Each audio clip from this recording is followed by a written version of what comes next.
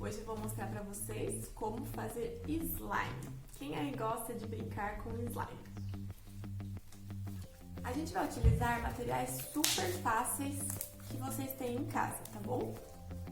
Olha só, fiz teste com corante, cola, água boricada e bicarbonato de sódio.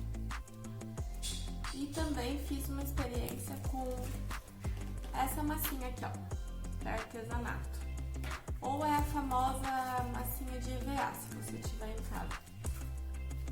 Olha só como ficou.